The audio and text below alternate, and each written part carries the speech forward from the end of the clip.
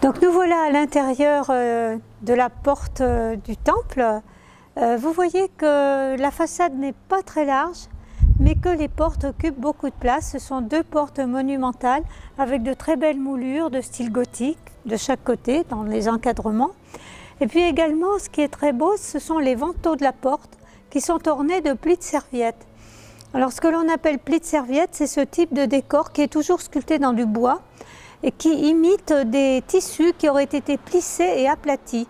Alors c'est quelque chose qui est universel à la fin de l'époque gothique, on trouve ça absolument partout dans toute l'Europe et pour toutes sortes de bois, que ce soit les vantaux de porte comme ici, que ce soit les portes des meubles, que ce soit également les boiseries qui se trouvent à la partie inférieure des murs, dans les châteaux, les palais, les stalles, enfin tout ce qui est en bois à la fin de l'époque gothique peut être orné de plis de serviettes. Et au XIXe siècle, naturellement, eh bien, on retrouve ce type de décor, donc comme ici, et qui immédiatement, même pour quelqu'un qui n'est pas très connaisseur, eh bien, indique le gothique ou le néo-gothique.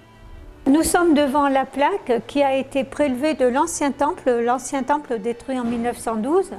En effet, cette plaque ornait le premier temple qui a été inauguré en 1867, donc pendant le Second Empire, parce que la première implantation protestante à Vichy ne se trouvait pas ici dans cette rue, mais à l'angle de la rue du Portugal et de la place dite à l'époque du marché, qui est devenue la place de l'Hôtel des Postes.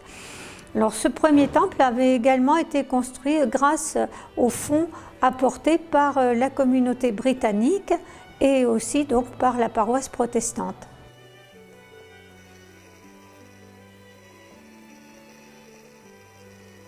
Nous voilà maintenant à l'intérieur de ce magnifique temple de Vichy et vous pouvez constater que ça n'est pas du tout un bâtiment habituel, il est tout à fait atypique pour le centre de la France et je pourrais même dire pour une grande partie de la France, car il est inspiré par le gothique anglais.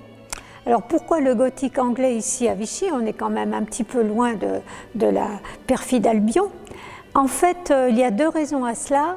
L'architecte Samuel Henriquet était originaire de la région bordelaise et on sait que cette région a été fortement marquée par l'influence britannique depuis très longtemps, même avant la guerre de 100 ans. Mais la vraie raison, je pense, réside plutôt dans le financement. En effet, il y avait de nombreux Anglais qui venaient se soigner à Vichy au début du XXe siècle. Vous savez sans doute que le thermalisme, c'était quelque chose qui était très répandu. Et on allait beaucoup se soigner à l'étranger à cette époque-là. Donc ces Anglais avaient besoin d'avoir leur lieu de culte, comme tous les étrangers d'ailleurs.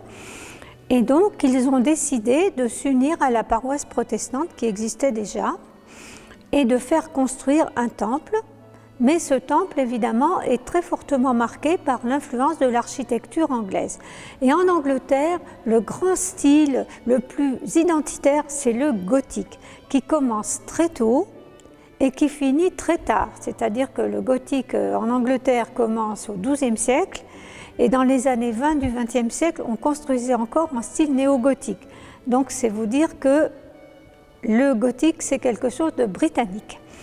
Alors en effet, on trouve ici des voûtes avec une profusion de nervures qui sont très fines, qui sont très rapprochées les unes des autres et qui retombent très doucement sur les murs ou sur les piliers ici, sans chapiteaux. Donc c'est un type de moulure qui est vraiment typiquement anglaise, alors que l'on retrouve encore aussi dans les fenêtres, de grandes fenêtres, comme dans tous ces monuments anglais où la lumière est assez rare.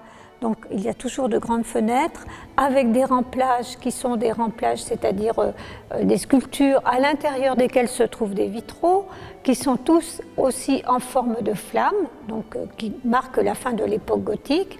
On va retrouver encore cette influence pour la balustrade en bois qui est un beau morceau de menuiserie et puis également ici pour le lieu de la parole qui est vraiment extrêmement soigné, avec, comme vous pouvez le voir, là encore, des sculptures en forme de flamme et des chardons, des feuilles de chardon qui sont très décoratives avec une belle découpure et qui, de surcroît, est-ce volontaire ou pas, je n'en sais rien, mais les chardons étaient l'emblème des ducs de Bourbon et on les retrouve au pavillon Anne de Beaujeu à Moulins par exemple, presque comme ça, en plus grand.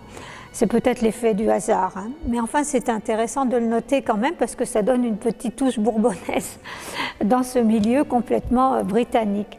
Alors vous remarquerez également que les boiseries qui sont de fausses boiseries qui entourent la base des murs sont toujours de style néo-gothique, et on pourra en dire autant aussi pour les bancs qui ont été aussi certainement dessinés par l'architecte, où l'on retrouve aussi des détails rappelant le style gothique. On a donc un ensemble qui est tout à fait extraordinaire au sens propre du mot extraordinaire, hein, c'est-à-dire que ça sort de l'ordinaire et qui mérite l'attention aussi bien des fidèles de la paroisse que des amateurs d'architecture et d'art.